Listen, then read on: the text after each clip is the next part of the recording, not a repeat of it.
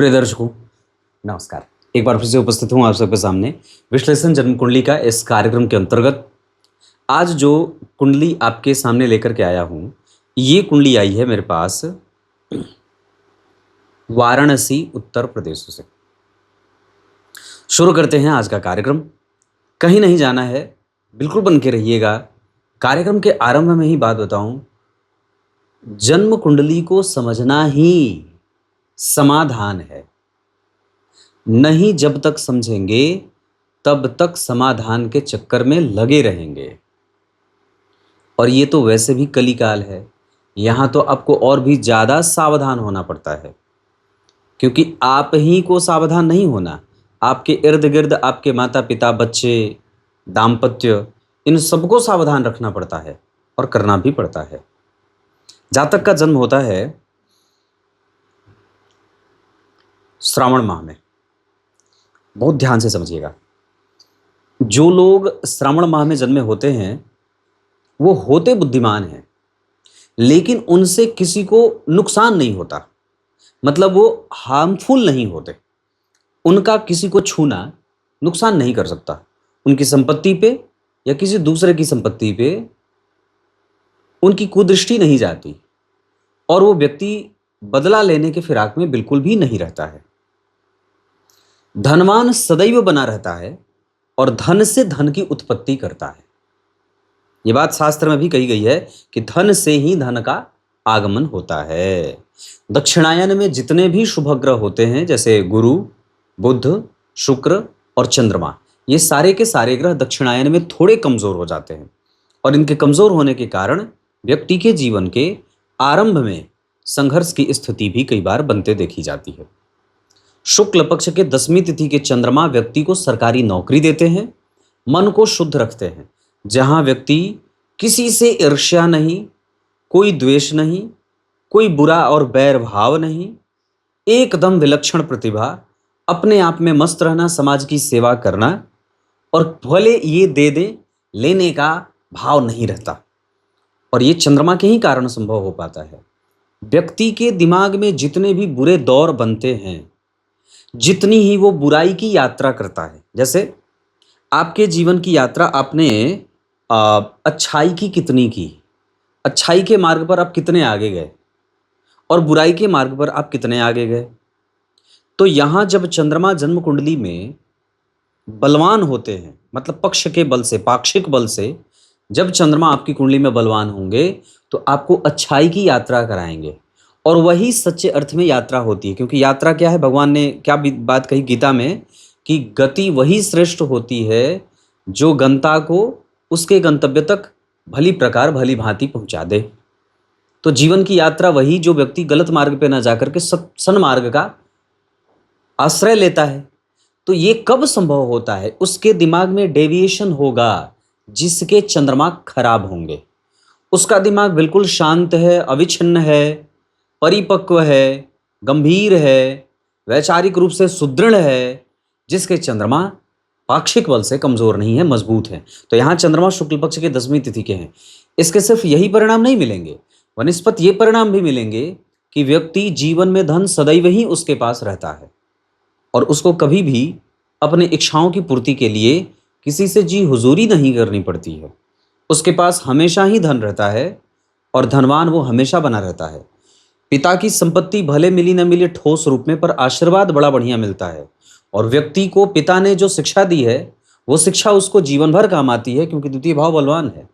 यहाँ पिता के द्वारा दी गई सारी बातें द्वितीय भाव से देखी जाती हैं। अब बात करते हैं ज्येष्ठा नक्षत्र। वस्तुतः ये बुध का नक्षत्र है, पर इसे मूल संज्ञक नक्षत्रों में रखा गया है।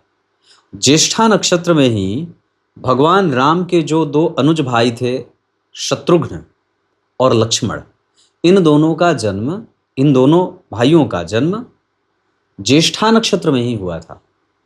और ये वही ज्येष्ठा नक्षत्र है जिसमें भारत में भगवान गणेश ने दूध पीने जैसी लीला की थी।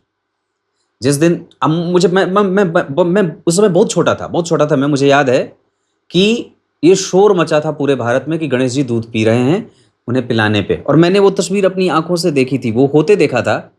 वो शायद अब पता नहीं, पर 94 95 की बात रही होगी, ऐसा ही है शायद, जहां तक मुझे लगता है। तो वो 94 95 या 97 98 ऐसा ही होगा, अब पता नहीं भगवान, पर ऐसा ही कुछ था। मुझे याद है कि वो घटना सुनाई दी थी और वो मुझे चित्र की भांति याद आता है। तो ये वही नक्षत्र था। और इतना ही नहीं, ये ज्येष्ठा नक्षत्र वाले, इनके जो देवता हैं वो वासुकी सर्प भी हैं, तो इन्हें सर्प की पूजा करनी चाहिए। वैसे तो ज्येष्ठा नक्षत्र वालों को, चंद्रमा ज्येष्ठा नक्षत्र में जन्मे हैं, आ, नहीं, ये जो गणेश जी वाली घटना थी वो आश्लेषा में हुई थी। और भगवान राम के जो दोनों भाई थे, शत्रुघ्न जी और लक्ष्मण जी, उनका जन्म आश्लेषा में हुआ था। आश्लेषा में ज्येष्ठा के तो अधिपति देवता इंद्र भगवान है, और आश्लेषा के जो अधिपति देवता हैं वो वासुकी नाग हैं, है ना। तो यहाँ मैं चर्चा ज्येष्ठा नक्षत्र की कर रहा हूँ। गणेश जी वाली घटना भी आश्लेषा में हुई थी, ज्येष्ठा में मैं गलत बोल गया, क्षमा करें। तो यहाँ पे वो बात आई। तो यहाँ जो ज्येष्ठा नक्षत्र में जातक जन्मे होते हैं, इनमें कई बार छोटी मोटी बीमारियां सदैव परेशान करती रहती हैं। और चूंकि ये मूल संगक नक्षत्र होता है, इस वजह से आरंभ का कोई भी कार्य थोड़ा बाधित होता है, लेकिन बाद में वो निश्चित रूप से सफल होता है, पक्का, इसमें कोई संशय नहीं है।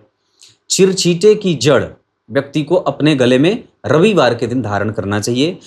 वैधृति योग तैतल कर्ण ब्राह्मण वर्ण और राक्षस गण है। राक्षस गण के कारण व्यक्ति सटीक जीवन जीना चाहता है, उसके पास महत्वाकांक्षा है, वो जीवन की तमाम इच्छाओं की पूर्ति करना चाहता है, वो नाम और यश कमाना चाहता है, वो राजा बनना चाहता है। क्योंकि राजा बनने के लिए ही तो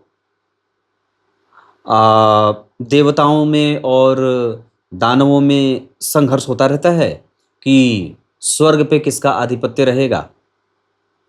और राजा बनने के लिए ही तो इंद्रदेव सदैव किसी दूसरे तपस्वी का यज्ञ भंग करवाते हैं। जैसे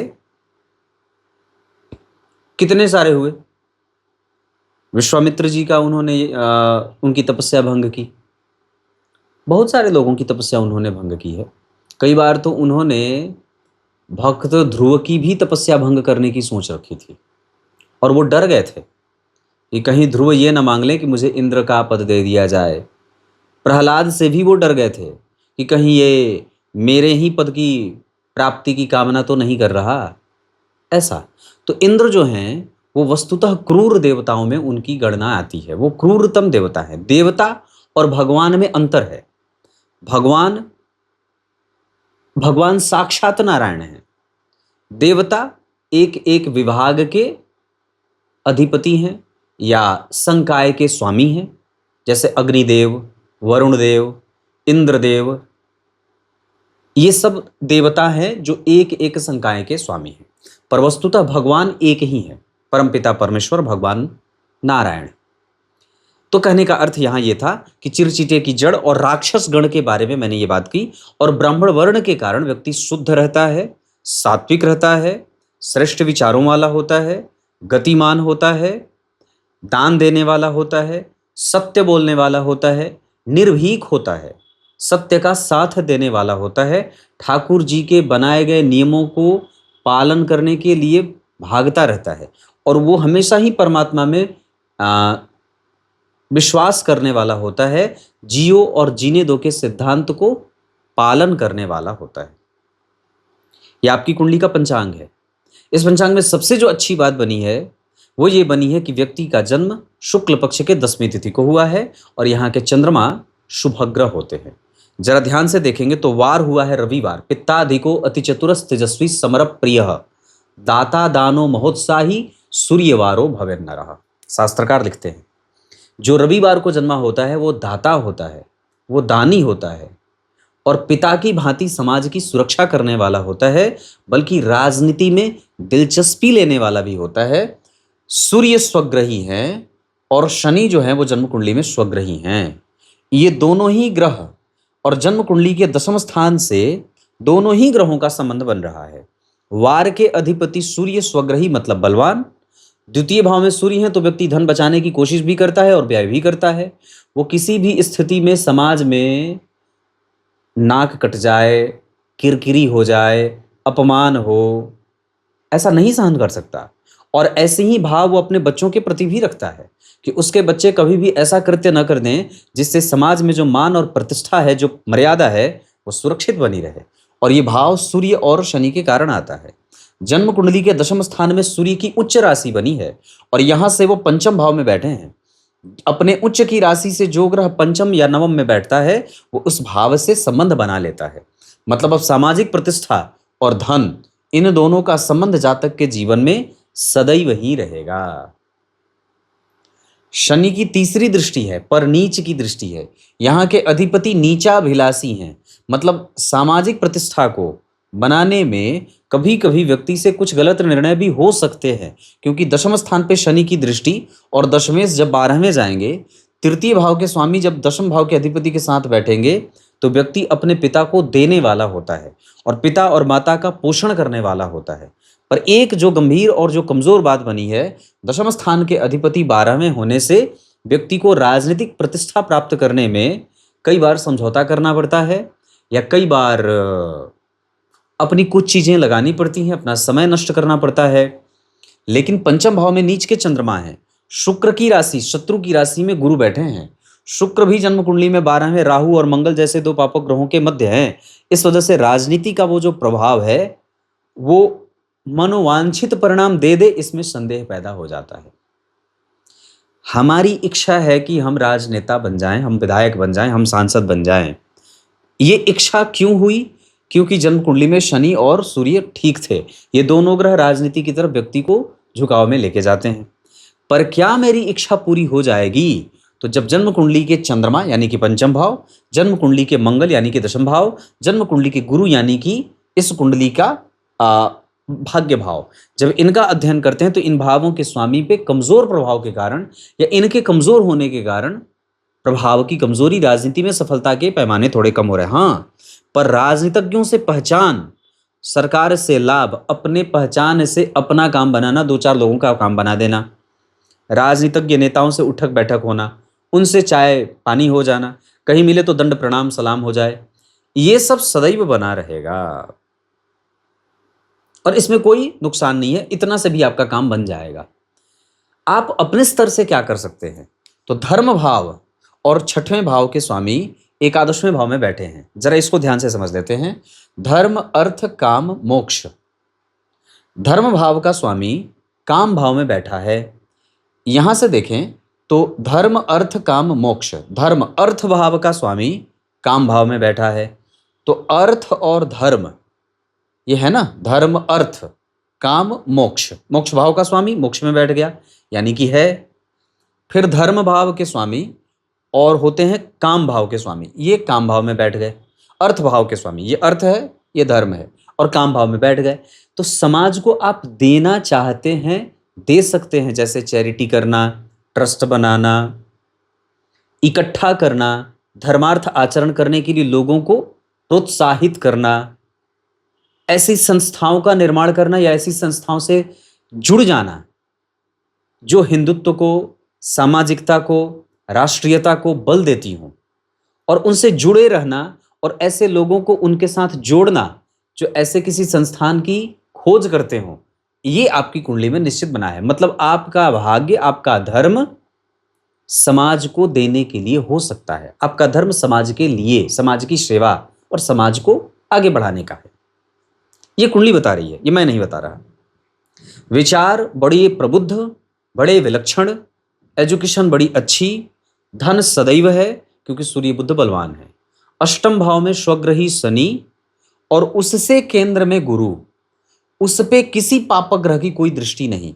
राहु की दृष्टि भी है तो पापक नहीं है। शनि की राशि को राहु अपनी मित्र की राशि, अपनी राशि मानते हैं। तो अष्टम भाव से राहु और शनि का संबंध आपको दो परिणाम देगा। आयु लंबी दे देंगे। और राहु की दृष्टि कई बार बीमारियों में भी व्यक्ति को, जैसे पित्त की बीमारी, व्यक्ति का पित्त बढ़ा रहता है, और वात की बीमारी, पित्त वात और कफ में से वात तो नहीं, कफ तो नहीं, पर पित्त और वात, कफ नहीं, पित्त और वात बढ़ा रहता है। हमें उसको सावधान रखना होगा और उसको ठीक करने के लिए आयुर्वेदिक दवाओं का सेवन करना होगा। ये मैंने आपकी कुंडली का पंचांग ही था, थोड़ा बहुत लग्न कुंडली पे दिखा दिया है। अब आपको एक एक ग्रहों और भावों से संबंध आपकी कुंडली से आपका परिचय करा देता हूं।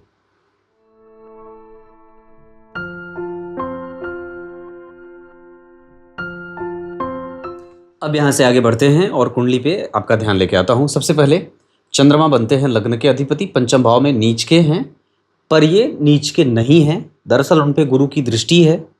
और सबसे अच्छी बात है कि भाग्य भाव, ये सूत्र है जो व्यक्ति को बहुत जल्दी ही भाग्यशाली बना देता है। भाग्य भाव के स्वामी, पंचम भाव के स्वामी और धन भाव के स्वामी, जरा ध्यान से समझिएगा। भाग्य भाव के स्वामी गुरु, पंचम भाव के स्वामी मंगल और धन भाव के स्वामी सूर्य जहां बैठे हैं, वहां से चौथे और सातवें घर में अगर चंद्रमा बैठे होते हैं तो व्यक्ति को भाग्यशाली बना देते हैं। ये बड़ा ही मूल सिद्धांत हो जाता है। जब कभी भी आप चंद्रमा को लेकर के कोई फलादेश करने जा रहे हैं तो पहले ये आवश्यक रूप से देख लेना चाहिए कि उस चंद्रमा के 10वें, उस चंद्रमा के 7वें और उस चंद्रमा के चौथे कौन से भाव के स्वामी बैठे हैं। भाग्य उदय कब होगा, इस प्रश्न का उत्तर हम भाग्य भाव में बन रही राशि को देख करके देते हैं, पर वो एक घिसी पिटी सिद्धांत वाली बात हो जाएगी कि आप वही सिद्धांत है, सबके लिए वही एक संख्या बता रहे हैं।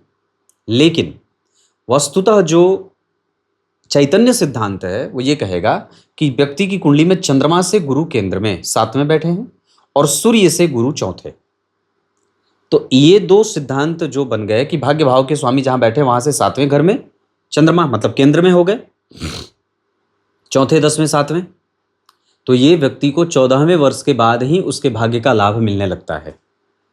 और दूसरा कि अगर चंद्रमा से 10वें घर में सूर्य गए हैं तो व्यक्ति को दूसरे किसी का भी सपोर्ट मिलता रहता है।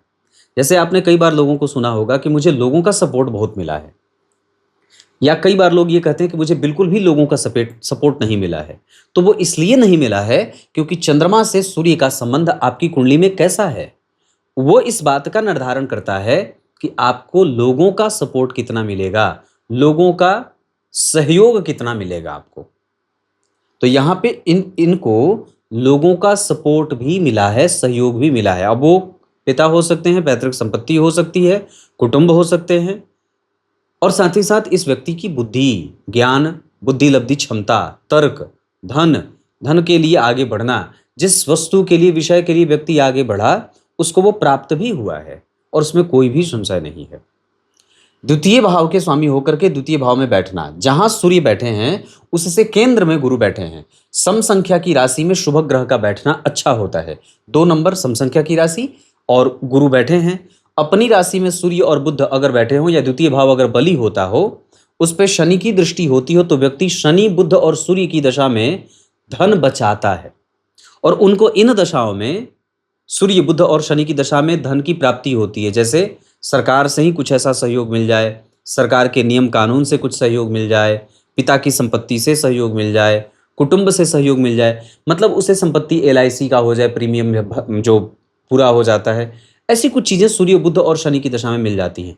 या इसका एक फल ये होता है कि अगर धन के मामले में वो परिणाम नहीं आता है तो व्यक्ति की बुद्धि अच्छी है, उसका तर्क अच्छा है, ज्ञान अच्छा है, उसके दिमाग में सकारात्मक विचार बन रहे हैं, वो गंभीर है, वाणी से कभी किसी को कष्ट नहीं पहुंचा सकता, और बहुत उत्तम कोटि का मार्गदर्शक भी है। वो कभी भी किसी को गंदा और गलत सलाह नहीं दे। कर्क लग्न की कुंडली वस्तुतः ये जल तत्व की राशि है, जो निश्चित रूप से चर प्रकृति की राशि कुंडली के केंद्र में बनी है। 1 4 7 10 केंद्र में चर प्रकृति की राशि है।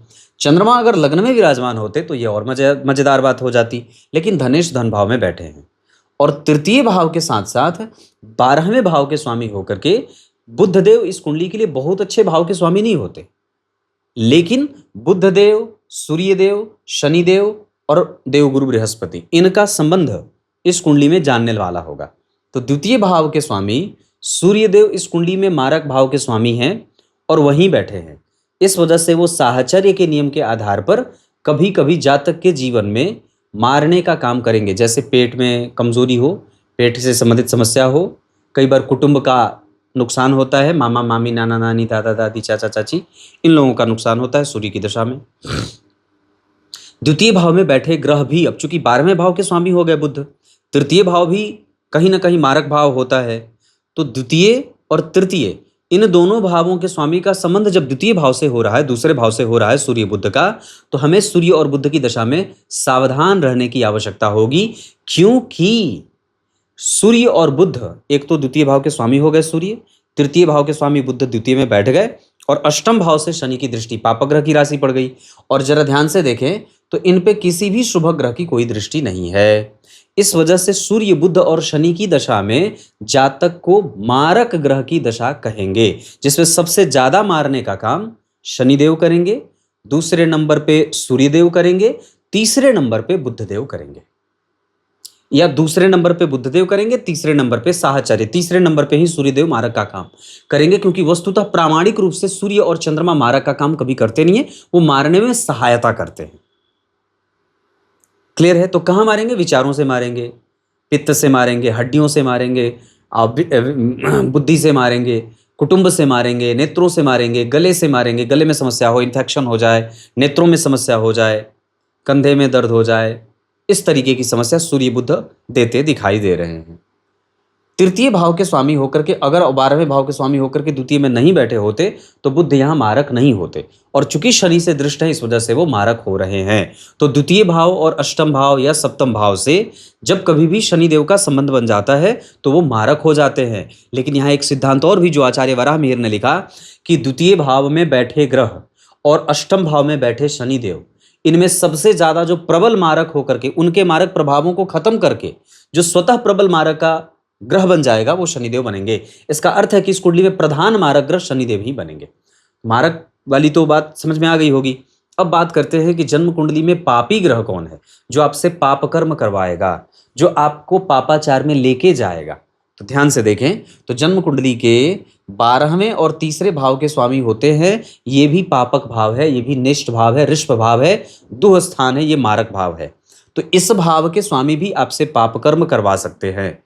मतलब आपको समाज को दिखाने के लिए कई बार व्यक्ति ऋण में जाएगा, दूसरे के झगड़े में अपना गर्दन घुसाएगा और खुद का माथा पीटेगा। इस तरीके की जो बुद्धि है वो सूर्य बुध देते रहेंगे या बुध देते रहेंगे। उसके बाद व्यक्ति जो है वो अपने आप को अच्छा बनाने के लिए कई बार किसी ऐसे व्यक्ति से भी शत्रुता और मित्रता कर लेता है जो जीवन भर के लिए उसके लिए फांस बन जाती है गले की। तो ये पाप करवा सकते हैं। मतलब कई बार सत्य को न पहचानना पाप ही होता है, और ऐसे कृत्य आपकी कुंडली के बुधदेव करवा सकते हैं। इसका अर्थ होगा कि बुध की दशा में हमें ऐसे कृत्य करने से बचना चाहिए और अवलोकन करना चाहिए हमारे, हम जो निर्णय ले रहे हैं उसका। दूसरे, जन्म कुंडली के 6वें भाव के स्वामी होते हैं और 9वें भाव के स्वामी होते हैं, ये थोड़ा समझना होगा।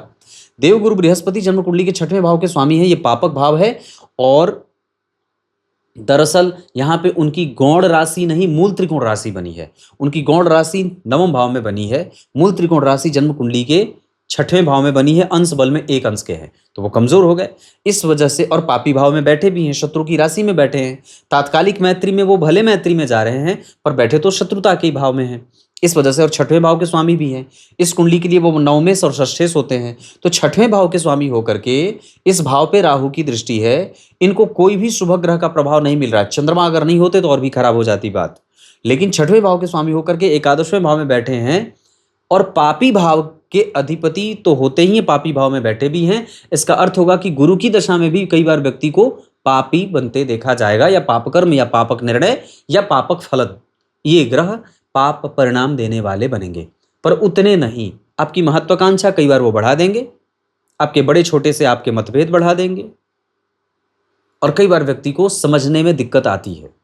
लेकिन एक अच्छी बात इस कुंडली में जो सबसे ज्यादा मुझे अच्छी लगी है, गुरु और चंद्रमा का एक दूसरे से आमने सामने होना, गुरु और सूर्य का एक दूसरे से केंद्र में होना। और इतना ही नहीं, यही गुरु की दशा व्यक्ति को ऋणी भी बना रही है। इस गुरु की दशा में, इस राहु की दशा में, इस मंगल की दशा में और इस शुक्र की दशा में व्यक्ति जो किसी को पैसे दे दे, मतलब अधिक सारे ग्रह, 4 ग्रह तो आपके ऐसे ही बन गए ना जी, राहु, गुरु, शुक्र, मंगल, राहु, गुरु, शुक्र, मंगल, और चूंकि पंचम भाव भी आपकी कुंडली में नीच के चंद्रमा बैठे हैं, तो शास्त्रकार लिखते हैं कि अगर बहुत सारे ग्रहों का संबंध छठवें भाव से हो रहा है तो हमें यहाँ सावधान हो जाने वाली बात होगी कि हम किसी को पैसे ना दें। यहाँ आपका पैसा दिया हुआ बड़ा रगड़ देगा, तब आपका वो पैसा निकलेगा। वैसे ये भाव बलवान है मोक्ष के मामले में और आपको ऋण से मुक्त करने के मामले में, क्योंकि सिद्धांत कहता है ये स्थिर राशि में 2 ग्रह बैठे हैं, ये द्विस्वाभाविक राशि में 3 ग्रह बैठे हैं, तो यहाँ पे ये भाव बलवान होगा।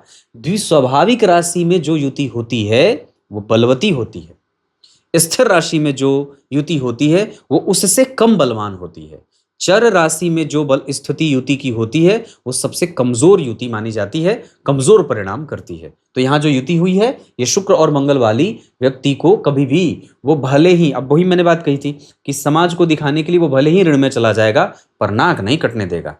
अपनी अवमानना नहीं होनी चाहिए, अपना सिक्का जमा रहे, हमारे कपड़े पे दाग न लगे हों, लोग हमें देखें तो कुर्सी छोड़ करके उठें, ऐसा भाव ये शुक्र और मंगल, और वो होता भी है, मिलता भी रहता है, वो शुक्र और मंगल के कारण होता है। इतनी सारी बातें मैंने आपको यहां तक बता दी। तो तृतीय भाव पे हमारी बात चल रही थी, उस पे मैंने इतनी बारी बात बता दी। चतुर्थ भाव के साथ साथ एकादशवें भाव के स्वामी होते हैं शुक्रदेव, 12वें भाव में बैठे हैं, राहु के साथ है, तो माता को लंबी बीमारी हो सकती है। और साथ ही साथ व्यक्ति कई बार आरंभ में कुछ ऐसे क्षेत्रों में भी मेहनत करता रहा है या कर देता है अभी भी जहां से कुछ भी आउटपुट मिलने वाला नहीं है। मतलब ऐसी स्थिति हो सकती है कि व्यक्ति अपने पराक्रम को नष्ट कर सकता है। इस वजह से भाइयों के साथ मतभेद ना हो, आपके बड़े पिताजी से मतभेद ना हो। हालांकि आदर इस कुंडली का बहुत अच्छा है, सूर्य और बुध के कारण मिलेगा भी और आप देंगे भी, पर फिर भी चतुर्थ भाव के अधिपति के साथ और दशम भाव के अधिपति के साथ जो राहु बैठे हैं 12वें भाव में, वो कई बार उसमें मतभेद देते हैं, कई बार माता को लंबी बीमारी दे देते हैं। पिता को भी ये बात देखने को मिल जाती है, जहां व्यक्ति के जीवन में ये माता और पिता के बीच के जो या उनसे जो सुख मिलता है वो मिलता है, पर आर्थिक रूप से भी मिलता है, लेकिन उसमें संशय राहु के कारण कहीं ना कहीं थोड़ा बहुत जरूर बन रहा है, जिसमें व्यक्ति ऋण में जाता है, नुकसान होता है, महत्वाकांक्षा बढ़ जाती है, उसका परिणाम कमजोर होता है, माता के स्वास्थ्य के पीछे व्यक्ति को परेशान होना पड़ता है, उनकी चिंता व्यक्ति को सताती रहती है। ऐसा होता रहता है, राहु की दशा में ये सब चीजें होती हैं। भवन भूमि वाहन आदि का सुख उससे छीन जाता है, कमजोर होता है, या गलत निर्णय लेकर के इन सभी चीजों को व्यक्ति नुकसान में लेके जाता है। पंचम भाव के अधिपति भी 12 में है, योग कारक ग्रह होते हैं इस कुंडली के लिए मंगल देव, पंचम और दशम के अधिपति हैं। अगर वो केंद्र में बैठ जाते तो इतनी बढ़िया बात हो जाती कि ये कुंडली सर्वोत्तम हो जाती, बलवान हो जाती, लेकिन 12वें में बैठे, इस वजह से अपना संपूर्ण परिणाम नहीं दे रहे। इसी वजह से कई बार व्यक्ति को भवन का सुख, पराक्रम का परिणाम, ये सब थोड़ा देर से मिलता है। तो कहने का अर्थ है कि पंचम भाव में जो चंद्रमा बैठे हैं नीच के, लेकिन उससे कोई विशेष परेशानी नहीं होगी क्योंकि गुरु से केंद्र में है और सूर्य से केंद्र में है, तो यहाँ व्यक्ति उतना कमजोर नहीं परिणाम प्राप्त करेगा। लेकिन फिर भी पंचमेश हैं, 12 में गए हैं, तो कई बार शिक्षा में अवरोध हो जाए, ज्ञान बुद्धि विद्या यश मान पद प्रतिष्ठा में थोड़ी बहुत कमजोरी चंद्रमा की दशा में या मंगल की दशा में व्यक्ति को कम प्राप्त होते देखा गया है। यह व्यक्ति इमोशनली ब्लैकमेल हो जाता है, इमोशन सेंटिमेंटल के कारण व्यक्ति से गलत या लोग उसका लाभ उठा लेते हैं, ऐसा होता है। छठवें और नवम भाव के स्वामी हैं गुरु, इस वजह से व्यक्ति को नौकरी मिल जाती है। यहाँ पे व्यक्ति को गुरु की दशा में किसी को धन देना नहीं चाहिए और ना ही कोई शत्रु बनाना चाहिए। शुक्र और मंगल के कारण छठवें भाव पे जो दृष्टि जा रही है, इसके कारण व्यक्ति को कई बार शत्रुओं के या जीवन में विपरीत परिस्थितियों के पीछे धन खर्च करना पड़ता है, जैसे प्रमोशन हो जाए, ट्रांसफर हो जाए, इस तरीके का जो मन में भाव आता है उसके प्रति व्यक्ति को कई बार धन देना और लगाना पड़ता है। सप्तम स्थान के साथ साथ अष्टम स्थान के अधिपति मारक हैं, इस वजह से शनिदेव इस कुंडली के प्रधान मारक ग्रह बनेंगे और उनकी ही दशा व्यक्ति को आर्थिक, मानसिक, सामाजिक, राजनीतिक, पैतृक हर तरीके से कष्ट देगी। और शनि इस कुंडली के प्रधान मारक ग्रह बनेंगे, मतलब इनकी दशा अगर चलेगी जब कभी भी अंतरदशा प्रत्यंतर सूक्ष्मांतर में, तो पूरी तरीके से आपको सताने की पूरी कोशिश करेगी, है ना, ये बात समझनी होगी। और दरअसल जब कभी भी शनि में राहु चल जाए, शनि में मंगल चल जाए, शनि में शुक्र चल जाए, शनि में बुध सूर्य चल जाए, तो ये कष्ट वाली दशा होगी।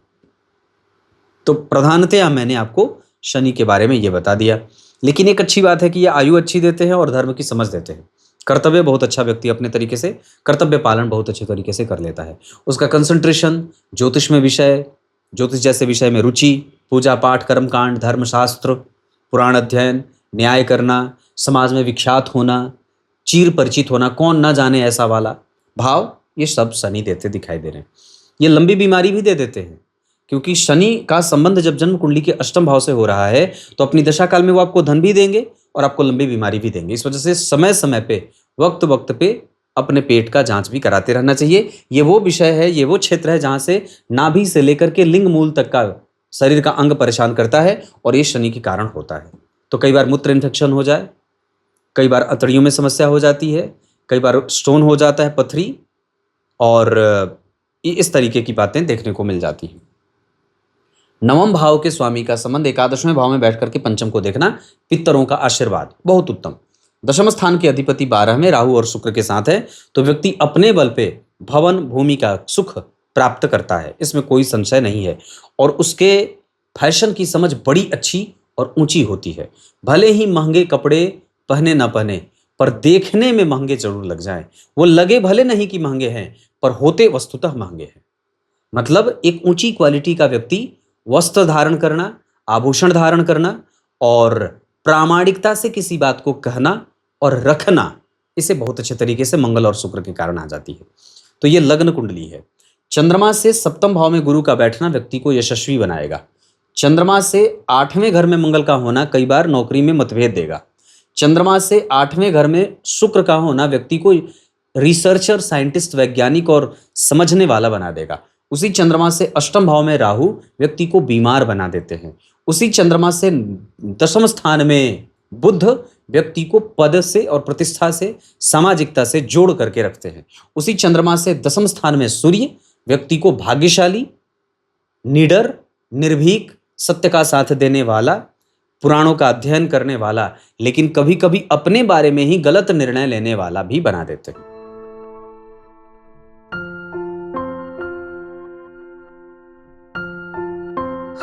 अब इस कुंडली के कुछ कमजोर पक्षों पे आपका ध्यान लेके आता हूं। कमजोर पक्ष क्या है? एक दो कमजोर पक्ष हैं। केंद्र खाली है इस कुंडली का, और जब आप ध्यान से देखेंगे तो जो स्थिति इनकी कुंडली में बनी है उसमें चलित चक्र में यहां पे आप लोगों को भले ही ये बात दिखाई दे रही है कि ग्रह जो है वो केंद्र में बिल्कुल भी नहीं है, ये कमजोर पक्ष है। पर इसके मजबूत पक्ष के अगर ऊपर ध्यान लेके जाते हैं तो चलित चक्र में सूर्य लग्न में आ रहे हैं। मतलब ये सूर्य यहां नहीं, यहां बैठे हैं, और ये शनि जो आप यहां देख रहे हैं वो यहां बैठे हैं। अब इसका कमजोर, मैंने चूंकि बात पूर्व में कमजोर पक्ष की थी, गुरु भी बदल रहे हैं, दशम स्थान की तरफ आ रहे हैं। इसका पक्ष क्या होगा? तो इसके 2 लाभ जातक को मिलेंगे और नुकसान भी 3 से ज्यादा मिलेंगे। पहले लाभ की बात, छोटी बात है, कर लेते हैं। क्योंकि केंद्र में ग्रह जहां हम पहली बार देख रहे थे कि नहीं है, वहीं भाव संविभाजन के आधार पर जब कुंडली में, चूंकि लग्न का मान 27 अंश का है, तो संविभाजन में 15 अंश पे जाकर के उसका विभाजन करते हैं। तो ऐसी स्थिति में सूर्य जो है वो 0 अंश के बैठे हैं तो वो लग्न में आ जाएंगे। गुरु जो है वो 1 अंश के हैं तो वो दशम स्थान में आ जाएंगे, और शनिदेव 8 अंश के हैं, 15 अंश से नीचे हैं, इस वजह से ये यहाँ आ जाएंगे। तो कहने का अर्थ है कि 3 ऐसे ग्रह जो 15 अंश से नीचे हैं वो लग्न में आ जाएंगे। सूर्यदेव, गुरुदेव दशम स्थान में और शनिदेव सप्तम स्थान में आ जाएंगे। ये तो अच्छी बात है कि केंद्र में कम से कम ग्रह आ गए, जिसका फल जातक को मिलेगा व्यक्तित्व निर्धारण में, सामाजिकता में और उसके दिनचर्या में। पर इसका नेगेटिव पक्ष होगा कि व्यक्ति को आरंभ में कोई भी काम करने में बल ज्यादा लगाना पड़ेगा, और इसी के कारण जातक के जीवन में संघर्ष का अध्याय जुड़ जाता है। अगर ये स्थिति नहीं होती, सारे के सारे ग्रह, यहां सूर्य पहले से ही लग्न कुंडली में भी बैठे रहते, नवमांश लग्न कुंडली में गुरु यहीं बैठे रहते, शनि यहां न बैठ करके यहीं बैठे रहते, और बदलाव नहीं होता, तब वो ज्यादा अच्छी बात होती। क्योंकि ग्रह बदल नहीं रहा है से ज्यादा अच्छा नहीं होता है बदलना। नहीं बदले, वहीं के वहीं रहे तो उसने अपना स्टेटस मेंटेन किया। लेकिन अगर ग्रह बदल रहा है तो उसमें डेविएशन है, वो कहीं ना कहीं 60 और 40 में विभाजित हो रहा है। तो अब ऐसी स्थिति में क्या होगी कि सूर्यदेव सिंह राशि का 60% परिणाम लग्न का करेंगे और 40% परिणाम द्वितीय भाव का करेंगे। उसी तरीके से देवगुरु बृहस्पति वृष राशि का परिणाम 40% एकादशवें भाव का और 60% दशम स्थान का करेंगे। और उसी तरीके से शनिदेव कुंभ राशि का 40% परिणाम अष्टम स्थान का करेंगे और 60% परिणाम कुंभ राशि का सप्तम स्थान का करेंगे। इस वजह से कई बार व्यक्ति के जीवन में जो विभाजन देखने को मिलता है वो इस ग्रह के ऐसे ही परिणाम के कारण और ऐसे बैठे होने के, यही जो ताना बाना है, यही जातक के जीवन में संघर्ष लेके आया है। इसके अच्छे पक्ष भी हैं कि कम से कम आपको 2 भावों का फल मिल रहा है, लेकिन डेविएशन के साथ। उसके बाद 27 अंश का लग्न है। यह प्रबुद्ध लग्न नहीं होता। 20 अंश तक का जो लग्न होता है उसे प्रबुद्ध लग्न कहते हैं। जरा ध्यान से देखेंगे तो कर्क लग्न की कुंडली में 27 अंश का लग्न, ये एक तरीके से ढलान का लग्न कहा जाएगा। मतलब ये अवस्थागत वृद्ध या वृद्ध के बाद मृत्यु को प्राप्त करने वाला लग्न है। ऐसी अवस्था में व्यक्ति के प्रभाव में, व्यक्ति के मेहनत के बाद प्राप्त परिणामों में कभी कभी खालीपन देखने को मिलता है। लग्न का मान अगर 15 अंश होता, 18 अंश होता, 20 अंश होता, 25 अंश तक भी हो जाता तो उसे प्रबुद्ध लग्न कहते हैं। और ऐसी अवस्था जातक के जीवन को आगे बढ़ाने के लिए श्रेष्ठ मार्ग का तय करना बताती है। पर यहाँ जो गड़बड़ी पैदा हो रही है वो इसी 27 अंश के लग्न के कारण हो रही है। लग्न बना है आश्लेषा का, जिसके बारे में मैंने पूर्व में चर्चा की थी कि भगवान राम के दोनों अनुज शत्रुघ्न और लक्ष्मण जी का जन्म आश्लेषा नक्षत्र में ही हुआ था। इस अवस्था के कारण, इस नक्षत्र से प्रभावित होने के कारण जातक कई बार सत्य और असत्य या अच्छे और बुरे लोगों में पहचान नहीं कर पाता, या कई बार जहां क्रोध करना चाहिए वहां ना करके जहां नहीं करना होता है वहां क्रोध कर जाता है। तो ये डिसबैलेंस ये आश्लेषा नक्षत्र के कारण होता है। आश्लेषा नक्षत्र में 27 अंश का लग्न बना है, चौथा चरण हो जाएगा।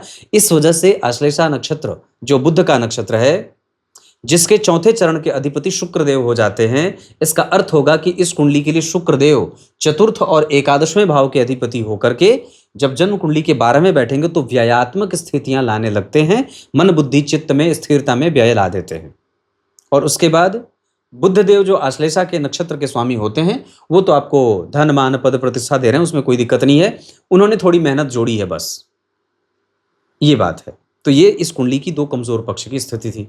तीसरा कमजोर पक्ष ये हो जाता है कि गुरु पे चंद्रमा की दृष्टि जरूर है, पर जरा ध्यान से देखेंगे तो ये इस कुंडली के 6वें भाव के स्वामी होकर के एकादशवें भाव में बैठे हैं, जो व्यक्ति को कई बार धन से कमजोर स्थिति में लेके जाते हैं, या कई बार भाग्य की चिंता भी सताती है।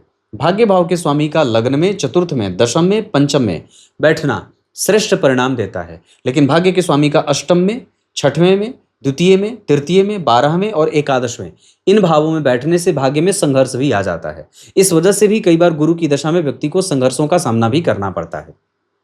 लेकिन जो मिला वो क्यों मिला? ये सूर्य और बुध के कारण, चंद्रमा और गुरु के कारण, और जो समझ है समाज की वो शुक्र और मंगल के कारण। क्लियर है? दशमांसा चक्र पे, नौमांसा चक्र की आवश्यकता नहीं है, दशमांसा पे लेके आते हैं। यहाँ के जो 6वें भाव के स्वामी है वो यहाँ के लग्नेश हैं। तो 6वें भाव यानी कि नौकरी, नौकरी के भाव में की राशि जो है वो यहाँ के लग्न में आ गई। और यहाँ जो मंगलदेव बैठे थे मिथुन राशि में, वो यहाँ देखिए, यहाँ मिथुन राशि में बैठे थे और यहाँ धनु राशि में आ गए, 7वें भाव की राशि में आ गए। इस वजह से व्यक्ति को जो नौकरी मिली है वो मंगल के कारण मिली है और गुरु के कारण मिली है। नौकरी भाव के अधिपति का लग्न में बन जाना नौकरी देता है। लग्न के अधिपति का द्वितीय भाव में, धन भाव में चंद्रमा के साथ बैठना, तो अष्टम भाव के स्वामी आ गए ना जी। अष्टम भाव के स्वामी और लग्न के अधिपति एक साथ। इस वजह से व्यक्ति के जीवन में प्रायः जीवन के आरंभ में धन कमाने में संघर्षों का सामना भी करना पड़ा है, और वो इसलिए क्योंकि चंद्रमा लग्नेश के साथ द्वितीय भाव में, धन भाव में बैठे थे। लेकिन एक प्रवृत्ति जो अच्छी है इस कुंडली की कि लग्न के अधिपति धन भाव में बैठे हैं, इसका एकमात्र सटीक सूत्र होगा कि व्यक्ति निश्चित रूप से धन अपने कर्म क्षेत्र से कमाएगा, अपने करियर से वो बहुत अच्छी संपत्ति अर्जित कर लेगा, इसमें कोई भी संशय नहीं है। पंचम भाव के स्वामी जन्म कुंडली के लग्न में बैठे हैं तो यश प्रतिष्ठा व्यक्ति के जन्म से ही जुड़ा हुआ है, वो जन्म से ही सबका प्रेम प्राप्त करता आया है। और यहाँ पे जो बुध और शनि बैठे हैं वो व्यक्ति को समाज के हिसाब से अपने बच्चों से बर्ताव करना सिखाते हैं, अपने माता और पिता को अपडेट रखना, उनको समाज के सामने प्रस्तुत करना और किसी भी तरीके से उनकी सेवा में कोई कमी ना करना। ये प्रेम, दया, सहिष्णुता, जो क्षमा है, जो उपकार है, जो यश मान पद प्रतिष्ठा है कर्म क्षेत्र में, वो यही बुध और शनि दे रहे थे। अब एक एक ग्रहों पे जरा ध्यान देते हैं तो यहाँ शुक्र 12वें भाव में, यहाँ भी शुक्र 12वें भाव में और यहाँ भी शुक्र 12वें भाव में। इसका अर्थ क्या है कि इस कुंडली के लाभेश हर जगह वर्ग उत्तम हो रहे हैं भाव से। मतलब व्यक्ति अपने प्रतिष्ठा में कोई कमी नहीं रखेगा उसको प्राप्त करने में और उसको मेंटेन करने में। शुक्र 12वें भाव में उतने खराब भी नहीं होते, व्यक्ति देखने में सुंदर होता है और वो बुढ़ापा तक सुंदर बना रहता है। उसकी सुंदरता कभी शांत नहीं होती, मतलब उसके कृत्य भी सुंदर, उसके व्यवहार भी सुंदर और वो देखने में भी सुंदर होता है। 12वें भाव के शुक्र व्यक्ति को आमदनी अठन्नी खर्चा रुपया की स्थिति में लेके जाते हैं। ऐसा नहीं होता अगर मंगल और राहु वहां नहीं बैठे होते। ऐसा हो रहा है क्योंकि मंगल और राहु वहीं बैठे।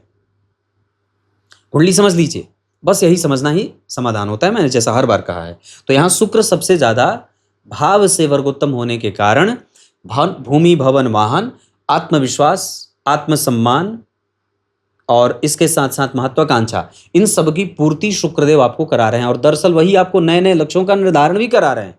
वही लक्ष्य दे रहे हैं कि मुझे राजनेता में बनना है, मुझे नेता बनना है, मुझे आगे बढ़ना है, वही करा रहे हैं। तो अब जो दरअसल दशा आ रही है राहु वाली 2026 के फरवरी से, इसमें हमें सावधान भी रहना होगा क्योंकि कई बार इसमें गलत लोगों से परिचय भी हो जाता है। कई बार लोग आपको झांसे में भी लेके जाएंगे, गलत पार्टनरशिप में लेके जाएंगे, बोलेंगे ये छोड़ दो ये कर लो। पर ऐसा किसी भी बात पे हमें विश्वास नहीं करना है। हमें कभी भी किसी गलत व्यक्ति के साथ अपने मित्रता को बढ़ाना नहीं है।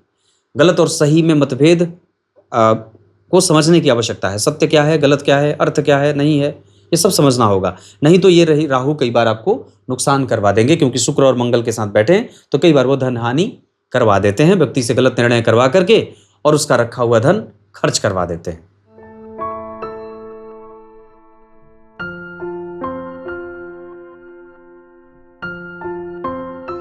ये आपको मैंने इतनी बात बताई। अब एक एक ग्रहों को समझते हैं। अंतरदशा में भी कौन सा ग्रह कैसा परिणाम करेगा। सबसे पहले बात सूर्य की। सूर्य सिंह राशि में, यहां देख के बता देता हूं, 0 अंश पे बैठे हैं। इस वजह से कई बार वो धन को लेकर के व्यक्ति के दिमाग में, जेहन में कुछ ना कुछ संघर्ष चलाते रहते हैं और ये नेचर हो जाता है जिसको समझने की कोई आवश्यकता नहीं है। वो ग्रह है, अपना काम कर रहा है। बहुत अच्छी बात है कि वो अपनी राशि में बैठे हैं और द्वितीय भाव में बैठे हैं। डरने की कोई आवश्यकता विशेष नहीं है।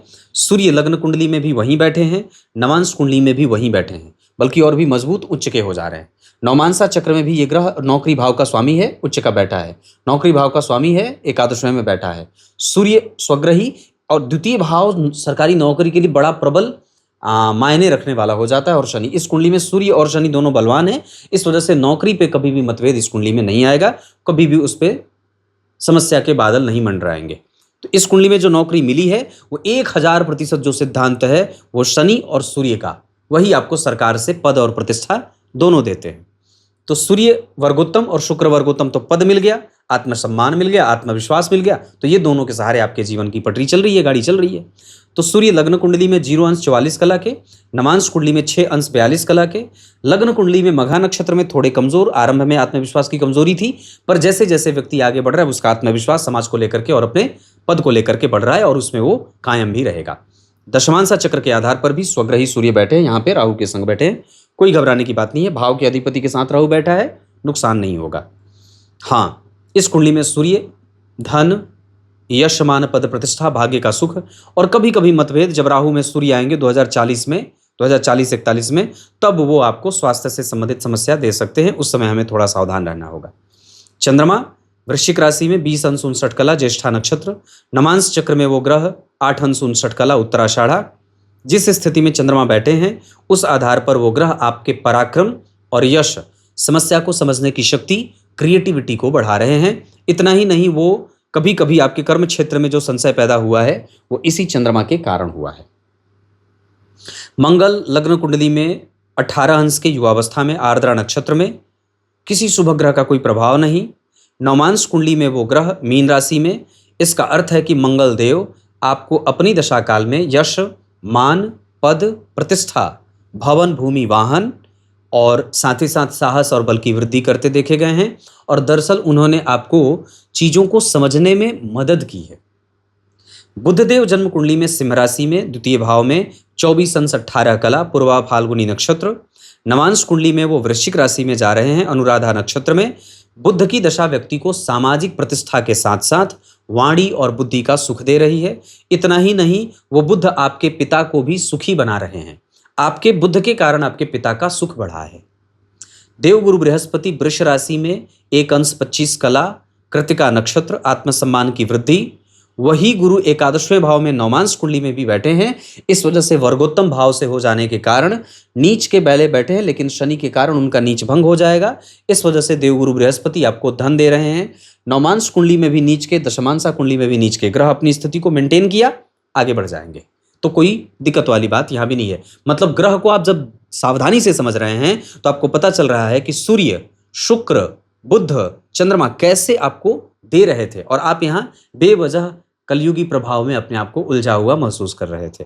तो देवगुरु बृहस्पति ने आपको आपके इच्छाओं की पूर्ति में सहयोग दिया है और दरअसल उन्होंने आपको भरपूर देने की कोशिश की है। जो संतति आपके सामने खेल रही है वो यही गुरु ही दिए थे। शुक्रदेव 12वें भाव में 15 अंश के, अवस्थागत ठीक, आर्द्रा नक्षत्र में थोड़ा व्ययशीलता, 12वें भाव में वर्गोत्तम, दशमांशा चक्र में भी 12वें भाव में। इस वजह से शुक्र आपकी कुंडली के अच्छे ग्रहों के रूप में अपने आप को प्रतिष्ठित कर रहे हैं और दरअसल उन्होंने आपको अनुभवी बनाया है। और इतना ही नहीं, उन्होंने आपके व्यय को भी बढ़ाने के साथ साथ समझ भी दी है कि कहाँ करना है, कहाँ नहीं करना है। जो समझ है, जो अनुभव है, जो ज्ञान आया है, वो शुक्र के कारण आया है। नौकरी, पद प्रतिष्ठा, लाभेश के वर्गोत्तम होने के कारण ही मिलती है। शनिदेव आपकी कुंडली के लग्न कुंडली में 8 अंश 53 कला वक्री हैं, तो काफी हद तक उनका परिणाम सप्तम भाव की तरफ शिफ्ट करेगा। शतभिखा नक्षत्र में बैठे हैं, नौमांश चक्र में वो धनु राशि में जा रहे हैं 20 अंश पे, पूर्वाषाढ़ा नक्षत्र में। तो शनि के काल में आपको कई बार रोग, व्याधि, परेशानी, मेहनत ज्यादा करनी पड़ सकती है और कई बार शनि के दशा काल में व्यक्ति अपने किए गए मेहनत पे विश्वास इकट्ठा नहीं कर पाता है या उसे आत्मविश्वास में कई बार कमजोरी महसूस होते देखी जाती है। बजरंगबली की पूजा, सूर्य को अर्घ, नियमित दिनचर्या का पालन, प्राणायाम, योगाभ्यास, सुंदरकांड, हनुमान जी के 12 नामों का स्मरण प्रत्येक दिन जो व्यक्ति कर ले वो हनुमान जी के 1008 नामों के स्मरण के बराबर होता है। तो इंटरनेट पे हनुमान जी के 12 नामों का स्तोत्र निकालिए और उसको नित्य प्रतिदिन प्रिंट करा करके और उसको पढ़ने की आवश्यकता है। हनुमान जी के 12 नाम, इससे शनिदेव का जो दोष है और मारक जो प्रभाव है वो शांत हो जाएगा। इसके साथ साथ राहु आपकी कुंडली में 12वें भाव में है, वो मारने का काम कर रहे हैं, पर राहु की दशा में हमें सावधान, शांत, गंभीर, लालच से मुक्त, धन को बचाना, माता के स्वास्थ्य की चिंता, पत्नी के स्वास्थ्य की सुरक्षा, ये सब करने की आवश्यकता होगी।